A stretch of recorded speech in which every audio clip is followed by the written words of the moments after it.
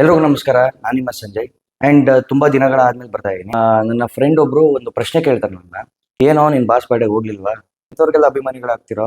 Lecturer ಆಗಿ ಒಂದ್ 4-5 ಜನಕ್ಕೆ ಮಕ್ಳಿಗೆ ಪಾಠ ಮಾಡ್ತಿದ್ಯಾ? ನೀನ್ ಇಂಥವ್ರಿಗೆ ಅಭಿಮಾನಿಯಾಗಿ ಪಾಠ ಮಾಡುವಂತ ಮಕ್ಕಳು ಇಂಥದ್ದೇ ಕಲಿಬೇಕಾ ನಿನ್ನಿಂದ? ಈ ಮಾತು ಕೇಳಿದಾಗ ನನಗೆಲ್ಲೋ ಒಂದ್ ಕಡೆ ಬೇಜಾರು ಆಗುತ್ತೆ, ಕೋಪನೂ ಬರುತ್ತೆ. ಅದಕ್ಕೊಂದು ಚಿಕ್ಕ ಕತೆ ಹೇಳ್ಬಿಡ್ತೀನಿ ನೋಡಿ. 1997 ಅಲ್ಲಿ ನೇತನ್ ಜೋನರ್ ಅನ್ನೋ ಒಬ್ಬ ಹುಡುಗ ಕೆಮಿಕಲ್ ನ ಬ್ಯಾನ್ ಮಾಡ್ಬೇಕು ಅಂತ ನಿಂತ್ಕೋತಾನೆ. ಆ ಕೆಮಿಕಲ್ ಎಷ್ಟು ಬಂದ್ಬಿಟ್ಟು ಡೈಹೈಡ್ರೋಜನ್ ಮೊನಾಕ್ಸೈಡ್ ಅಂತ ಅಂದ್ಬಿಟ್ಟು ಬಗ್ಗೆ ಒಂದು ಲಿಸ್ಟ್ ಮಾಡ್ತಾನೆ. ಗ್ಯಾಸ್ ಫಾರ್ಮ್ ಅಲ್ಲಿ ಇದ್ರೆ ಮಕ ಸುಡುತ್ತೆ, ಸಾಯಿಲ್ ಎರೋಷನ್ ಆಗುತ್ತೆ, ಆ ಮೆಟಲ್ಸ್ ಎಲ್ಲ ತುಕ್ಕು ಹಿಡಿಯುತ್ತೆ, ಅದೇನಾದ್ರು ಲಂಗ್ಸ್ ಗಳಿಗೆ ಹೋಗ್ಬಿಟ್ರೆ ಮನುಷ್ಯ ಬದುಕೋದೇ ಕಷ್ಟ, ಸತ್ತೋಗ್ಬಿಡ್ತಾನೆ.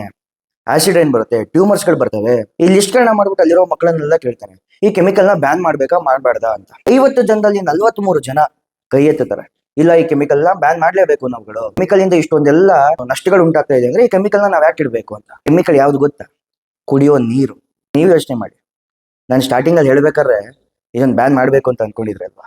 ನಾವು ಒಂದ್ರ ಬಗ್ಗೆ ಕೆಟ್ಟದೇ ಹೇಳಿದಾಗ ಅದು ಕೆಟ್ಟದೇ ಕಾಣಿಸೋದು, ಒಳ್ಳೇದು ಕಾಣಿಸಕ್ ಸಾಧ್ಯ ಇಲ್ಲ. ಅದೇ ರೀತಿ ನಮ್ಮ ಪೊಲಿಟಿಷಿಯನ್ಸು, ನಮ್ಮ ಮೀಡಿಯಾದವರು ಮಾಡ್ತಿರುವಂಥದ್ದು. ನಾನು ಯಾವತ್ತೇ ಆಗ್ಲಿ ನಮ್ಮ ಭಾಷೆನ ಯಾವತ್ತೂ ಬಿಟ್ಕೊಟ್ಟಿಲ್ಲ. ಅವರಲ್ಲಿರುವಂತ ಅಭಿಮಾನಿಗಳು ಯಾವತ್ತೂ ಬಿಟ್ಕೊಡೋದು ಇಲ್ಲ. ಯಾಕೆ?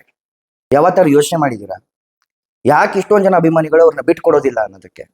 ಯೋಚನೆ ಮಾಡ್ಬೇಕಾಗತ್ತೆ. ಇಲ್ಲಿ ಮೇನ್ ಪ್ರಾಬ್ಲಮ್ಮು ಇವುಗಳು ನೀವು ನೋಡಿದ್ದೇ ಸರಿ, ಕಾಣಿಸಿದ್ದೇ ಕರೆಕ್ಟು ಹೋದಾಗ ನಿಮ್ಮಂತ ಮುಟ್ಟಾಡ್ರು ಇನ್ನೊಬ್ರು ಇರಕ್ ಸಾಧ್ಯನೇ ಇಲ್ಲ. ಅವ್ರು ಮಾಡುವಂತ ಒಳ್ಳೆ ಕೆಲಸಗಳನ್ನ ನೋಡಿ ನಾನು ಅವ್ರಿಗೆ ಫ್ಯಾನ್ ಆಗಿದ್ದು.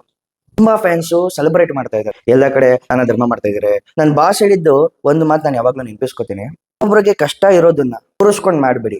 ಮಾತು ಯಾವಾಗ್ಲೂ ನಾನು ಇಲ್ಲಿ ಇಟ್ಕೊಂಡಿದ್ದೀನಿ. ಒಂದೇ ರೀಸನ್ ಇಂದ ನಾವ್ ಎಷ್ಟೇ ಒಳ್ಳೆ ಕೆಲಸ ಮಾಡೋರು ತೋರ್ಸ್ಕೊಂಡ್ ಮಾಡೋದಿಲ್ಲ, ತೋರ್ಸೋದು ಇಲ್ಲ, ಅದ ಅವಶ್ಯಕತೆನೂ ಇಲ್ಲ. ವ್ಯಕ್ತಿತ್ವ ನೋಡಿ, ಕೆಟ್ಟದ್ದನ್ನ ನೋಡಿ ಅಳಿಬೇಡಿ. ಅವ್ರಲ್ಲಿ ಎಷ್ಟೋ ಒಳ್ಳೆ ಗುಣಗಳಿರ್ತವೆ. ತುಳಿಬೇಕು ಅಂತ ಡಿಸೈಡ್ ಮಾಡ್ಬಿಟ್ರೆ ಅವ್ರಲ್ಲಿರೋ ಕೆಟ್ಟದ್ದು ಮಾತ್ರ ತೋರಿಸ್ತಾರೆ, ಅವ್ರು ಮಾಡಿರೋ ಒಳ್ಳೇದನ್ನೆಲ್ಲ ಬಿಟ್ಬಿಡ್ತಾರೆ. ನಾನು ಹೇಳೋದೊಂದೇ, ಮನುಷ್ಯರಾಗಿ ಬದುಕಿ. And thank you.